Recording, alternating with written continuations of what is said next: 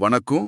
இன்னைக்கு நாம சிக்கிம் மாநிலத்துல 2025ஆம் ஆண்டு எம்பிபிஎஸ் படிப்புக்கான அட்மிஷன் ப்ராசஸ் பத்தி கொஞ்சம் டீப்பா பார்க்கலாம். ஆமா. சிக்கிம்ல பாத்தீங்கன்னா முக்கியமா ஒரே ஒரு மெடிக்கல் காலேஜ் தான் இருக்கு. Sikkim Manipal Institute of Medical Sciences. அதாவது SMIMS. ஆமா, கேங்டாக்ல இருக்கு.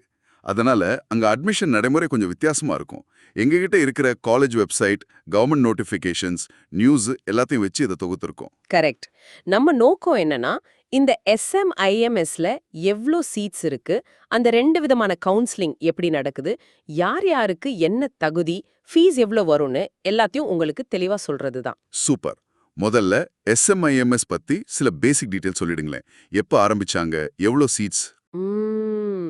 இது ஒரு பிரைவேட் காலேஜ், சிக்கிம் மணிபால் யூனிவர்சிட்டியோட அஃபிலியேட் ஆயிருக்கு. 1997ல ஆரம்பிச்சு 2001ல இருந்து MBBS நடத்திட்டு இருக்காங்க. மொத்தம் 150 சீட்ஸ் இருக்கு MBBSக்கு. 150 சீட்ஸ். ஓகே. இந்தியா டுடே ரேங்கிங்ல கூட நல்ல இடத்துல இருக்குன்னு நினைக்கிறேன். ஆமா, 2023 ரேங்கிங் படி பார்த்தா 36வது இடத்துல இருக்கு. சரி, இப்ப அடிப்படை தகுதிகள் என்னன்னு பார்க்கலாம். கண்டிப்பா. முதல்ல நீட் பாஸ் பண்ணிருக்கணுமே. அதான் முக்கியம்.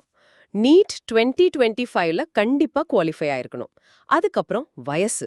வயசு டிசம்பர் 31, 2025 அன்னைக்கு 17 வயசு பூர்த்தி அடைஞ்சிருக்கணும். அப்புறம் +2ல அல்லது ஈக்குவலன்ட் கோர்ஸ்ல பிசிக்ஸ், கெமிஸ்ட்ரி, பயாலஜி இல்லனா பயோடெக்னாலஜி அப்புறம் இங்கிலீஷ்ல பாஸ் பண்ணிருக்கணும். மார்க்ஸ் பர்சன்டேஜ் ஏதாச்சும் இருக்கா? இருக்கு. PCBல ஜெனரல் கேட்டகரினா மினிமம் 50%, SC, ST, OBCனா 40%, PWD அதாவது மாற்றுத்திறனாளிகளுக்கு 45% எடுத்திருக்கணும். புரியுது. இப்போ இந்த 150 சீட் எப்படி பிரிக்கப்படுது? இதுல தான் கொஞ்சம் குழப்பம் வர வாய்ப்பு இருக்குன்னு நினைக்கிறேன். ஆமா, இது ரொம்ப முக்கியம். மொத்த 150 சீட்ல 80 சீட் சிக்கிம் மாநில ஒதுக்கீடு. ஓ, ஸ்டேட் கோட்டா மாதிரி. ஆமா, இதுக்கான கவுன்சிலிங்க சிக்கிம் கவர்மெண்டோட மனிதவள மேம்பாட்டுத் துறை அதாவது HRDD அவங்க நடத்துவாங்க. இதுக்கு சிக்கிம் டாமிசைல் இல்லனா COI அந்த மாதிரி இருப்பிடச் சான்று உள்ளவங்க மட்டும்தான் அப்ளை பண்ண முடியும். ஓகே. அந்த 80 சீட்லயும் பிரிவுகள் இருக்கா? இருக்கு. அதுல 50 சீட் ஃப்ரீஷிப், அதாவது கட்டணமே இல்லாம படிக்கலாம். மீது 30 சீட் ஃபுல் ஃபீஸ் சீட். ஆனா இதுக்கும் ஜெனரல் கோட்டா மாதிரி தான் ஃபீஸ் வரும். அடேங்கப்பா, 50 சீட்டுக்கு கட்டணமே இல்லையா? இது நிஜமாவே சிக்கிம் மாணவர்களுக்கு பெரிய விஷயம். சரி, அப்ப மீதி 70 சீட்ஸ் அது யாருக்கு? அந்த 70 சீட் SMIMS கோட்டான்னு சொல்லுவாங்க. இதுக்கான கவுன்சிலிங்க SMIMS காலேஜே நடத்துது. ஆனா இதுவும் சிக்கிம் கவர்மெண்ட் மேற்பார்வையில தான் நடக்கும். இது ஒரு இன்ட்ரெஸ்டிங்கான விஷயம். ஓ, அப்படியா? அந்த 70 சீட்ல என்னென்ன கேட்டகரி இருக்கு? அதுல பாத்தீங்கன்னா 32 சீட் ஜெனரல் கேட்டகரி. இதுக்கு இந்தியாவில இருந்து யார் வேணா அப்ளை பண்ணலாம். இன்னொரு 32 seat North East states quota, வடகிழக்கு மாநிலங்களை சேர்ந்தவங்களுக்கு. சரி. அப்புறம் 11 சீட் டிஃபென்ஸ் கோட்டா. இதுக்கு சிக்கிம் சம்பந்தப்பட்ட சில கண்டிஷன்ஸ் இருக்கு. கடைசியா ஒரு 5 சீட் மேனேஜ்மெண்ட் கோட்டா. இதுக்கும் அகில இந்தியா அளவுல அப்ளை பண்ணலாம். ஆனா ஃபீஸ் ரொம்ப அதிகமா இருக்கும். அப்போ சிக்கிம் மத்த ஸ்டேட் ஸ்டூடெண்ட்ஸுக்கும் வாய்ப்பு கொடுக்குது. ஒரு மாதிரி பார்ஷியலி ஓபன் ஸ்டேட்னு சொல்லலாமா? ஆமா, correct. General quota, management quota வழியா மத்த மாநில மாணவர்களும் சேர முடியும். இப்போ இந்த 2 கவுன்சிலிங் எப்படி நடக்குது, மாணவர்கள் எங்க அப்ளை பண்ணணும், சொல்லுங்க. இது முக்கியமாச்சே. 2 வெப்சைட் பார்க்கணும். அந்த சிக்கிம் மாநிலத்துக்கான 80 சீட்டுக்கு சிக்கிம் HRDD வெப்சைட், sikkimhrdd.org. அங்கதான் online registration, certificate verification, choice filling எல்லாம் நடக்கும். டேட்ஸ் அநேகமா ஜூலை இல்ல ஆகஸ்ட் 2025ல வரலாம்.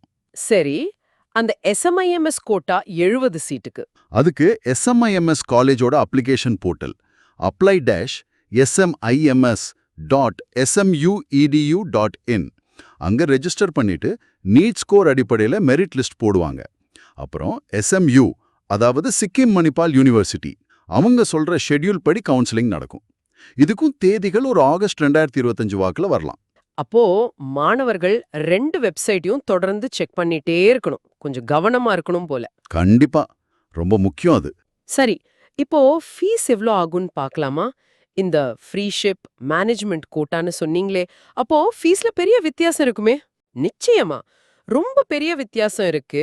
2024-25 டேட்டா படி பாத்தீங்கன்னா எல்லாருக்கும் காமனா காஷன் டெபாசிட் ஒரு 25,000 ரூபாய் கட்டணும். இது ரீஃபண்டபிள். ரெஜிஸ்ட்ரேஷன் ஃபீ ஒரு 10,000 ரூபாய். இது நான் ரீஃபண்டபிள். ஓகே. வருஷத்துக்கு டியூஷன் ஃபீ எவ்வளவு வரும்? சிக்கிம் ஃப்ரீஷிப் கோட்டாவுக்கு 0 ஃபீஸ். ஆனா ஜெனரல், நார்த் ஈஸ்ட், டிஃபென்ஸ் அப்புறம் சிக்கிம் ஃபுல் ஃபீ கோட்டா இது எல்லாத்துக்கும் வருஷத்துக்கு சுமார் 18,70,000 ரூபாய். 18 லட்சமா? சரி, மேனேஜ்மெண்ட் கோட்டா? அது இன்னும் அதிகம். வருஷத்துக்கு 35,20,000 ரூபாய். அப்பா, 35 லட்சமா? இது அகில இந்திய அளவிலே ரொம்ப அதிக மாதிரி தெரியுதே. ஃப்ரீஷிப்புக்கும் இதுக்கும் எவ்வளவு வித்தியாசம்? ஹாஸ்டல் எப்படி? அதுவும் கம்பல்சரியா? ஆமா, ஹாஸ்டல் கம்பல்சரி. அதுக்கு சாப்பாடோட சேர்த்து வருஷத்துக்கு 1,35,000 ரூபாய் கிட்ட ஆகலாம்.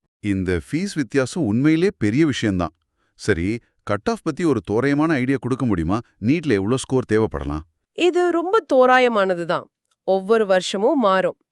ஜெனரல் கேட்டகரினா ஒரு 300+ மார்க்ஸ். நார்த் ஈஸ்ட் கோட்டானா ஒரு 275+. மேனேஜ்மெண்ட் கோட்டானா ஜஸ்ட் பாஸ் மார்க் ஒரு 150+ இருந்தா கூட கிடைக்க வாய்ப்பு இருக்கு. ஆனா அந்த சிக்கிம் ஸ்டேட் கோட்டா, குறிப்பா அந்த ஃப்ரீஷிப் சீட்ஸ்க்கு அதுக்கு போட்டி ரொம்ப அதிகமா இருக்கும். கட் ஆஃப் ஒரு 400, 500+ இல்ல அதுக்கு மேலேயே போகலாம். சிக்கிம் மாணவர்களுக்குள்ளேயே நல்ல போட்டி இருக்கும். புரியுது. இப்போ நம்ம எம்பிபிஎஸ் பத்தி பார்த்துட்டோம். சிக்கிம்ல மத்த ஆயுஷ் கோர்சஸ், அதாவது பிடிஎஸ், பிஏஎம்எஸ், பிஹெச்எம்எஸ், பியூஎம்எஸ் இதெல்லாம் இருக்கா? அதுக்கான காலேஜஸ் இருக்கா? நாங்க செக் பண்ண வரைக்கும் சிக்கிம்ல கவர்மெண்டோ பிரைவேட்டோ பிஹெச்எம்எஸ் பியூஎம்எஸ் காலேஜஸ் இல்ல.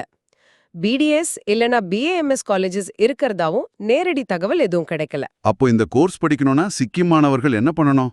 அவங்க மத்த மாநிலங்கள்ல இருக்கிற காலேஜஸ்லயோ இல்ல ஆல் இண்டியா கோட்டாவுக்கு ஏசிசிசி கவுன்சிலிங்லயும் தான் அப்ளை பண்ணணும். சரி, இப்போ எஸ்எம்ஐஎம்எஸ்ல படிக்கிற மாணவர்களோட வாழ்க்கை எப்படி இருக்கும்? கேங்டாக் ஒரு மலைப்பிரதேசமாச்சே. ஆமா, அந்த சூழலே ஒரு தனி அனுபவம் தான். ஹாஸ்டல் கட்டாயம்ங்கிறதால ஸ்டூடெண்ட்ஸ் மத்தியில ஒரு நல்ல கம்யூனிட்டி ஃபீல் இருக்கும். இங்க வந்து mentorship system, seminars, integrated teaching, community medicine training, research ப்ராஜெக்ட்ஸ்னு நிறைய விஷயங்கள் பண்றாங்க. கேட்கவே நல்லா இருக்கு. அப்போ சிக்கிம் எம்பிபிஎஸ் அட்மிஷன், குறிப்பா எஸ்எம்ஐஎம்எஸ், அதோட அந்த ரெட்ட கவுன்சிலிங் முறை, கோட்டா, ஃபீஸ், தகுதி எல்லாத்தையும் பத்தி ஒரு தெளிவான ஐடியா கிடைச்சிருக்கும் நம்புறோம். ஆமாம், ஒரு முக்கியமான விஷயம் திரும்பவும் சொல்றேன்.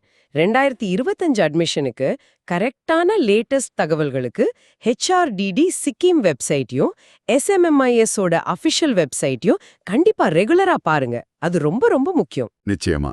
கடைசியா ஒரு கேள்வி யோசிக்கிறதுக்கு, இவ்ளோ அதிகமான ஃபீஸ், குறிப்பா ஜெனரல் மேனேஜ்மெண்ட் கோட்டாவுல, அப்புறம் கொஞ்சம் தள்ளி இருக்கிற மாதிரி ஒரு லொகேஷன், இதெல்லாம் தாண்டி மத்த மாநில மாணவர்கள் ஏன் எஸ்எம்ஐஎம்ஸை தேர்ந்தெடுக்கிறாங்க?